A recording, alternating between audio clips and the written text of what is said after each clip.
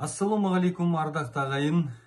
Жалпы қазіргі таңда көптеген қазақтың жастары өздерінің аналарын мамочка, мама деп атап жүрген жайы бар. Ал жалпы қазақ дәстүрінде, қазақ халқының дәстүрінде өзінің анасын балалар қалай атаған? Бүгін осы сұраққа көңіл бөлсек. Біріншіден, ең басында сразу айта кетейін, жалпы қазақ халқының дәстүрінде ана деген сөз ол үлкен қошемет, үлкен құрметті білдіретін ұғым. Ана деген қасиетті ұғым. Жалпы ана деп бала тікелей өзінің анасын атамаған. Мысалы, бала өзін дүниеге әкелген әйел адамға ана деп ешқашанда тіл қатпаған. Ана деп тек қана сыртынан айтқан. Мысалы, мына кісі менің анам, менің анам мына кісі деген сияқты үлкен қошеметпен, құрметпен айтқан. Ал тұрмыстық өмірде қазақ дәстүрінде негізінен тұрмыстық, яғни күнделікті өмірде бала өзін дүниеге әкелген әйел адамға шеше немесе апа деп тіл қатқан. Көрдіңіздер ме? Оны мысалы қазақ классикалық әдебиетіндегі қандай бір шығармасын алатын болсақ, ол шығармаларда баланың өзін дүниеге әкелген әйелге ана деп тіл қатқанын көрмейсіздер.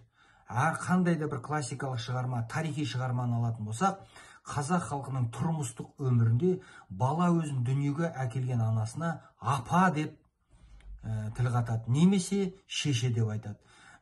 Сонымен қатар мына біздің қазақтың керемет азаматтары Мұқағали Мақатаев, немесе Құрманғазы Сағырбаев деген сияқты керемет азаматтардың шығармаларына қарайтын болсақ, ол жерлерде де өздерінің аналарына апа немесе шеше деп аталып жатқандарын кездестіреміз. Яғни, ең аяғында қорыта келгенде, жалпы қазақ дәстүрінде бала өзін дүниеге әкелген әйелге шеше немесе апа деп айтқан. Ал ана деген ол сол өзіңді дүниеге әкелген әйелге де қатысы бар, бірақ өте үлкен құрметті ұғым.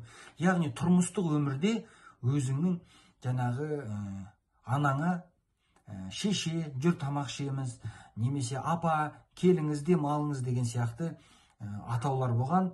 Ал сол шеше, сол апаға сырт жақтан елге айтқан кезде, мен мысалы міне осындай кісінің баласымын, осындай кісі менің анам деген кезде, ана деген сөзге қазақ негізінен құрмет, қошемет енгізіп барып пайдаланып отырған. Сонымен тұрмыстық өмірде апа, шеше деп атаған қазақ дәстүрінде, ал үлкен құрмет, қошемет белгісі ретінде тікелей бетіне қарап тұрып емес, сырт жағында, сырт адамдарға тұрмыстық күнделікті өмірде емес, сырт жағдайларда ана деген ұғым пайдаланған. Осыны біліп жүрейік, қасиетті қазақ халқы.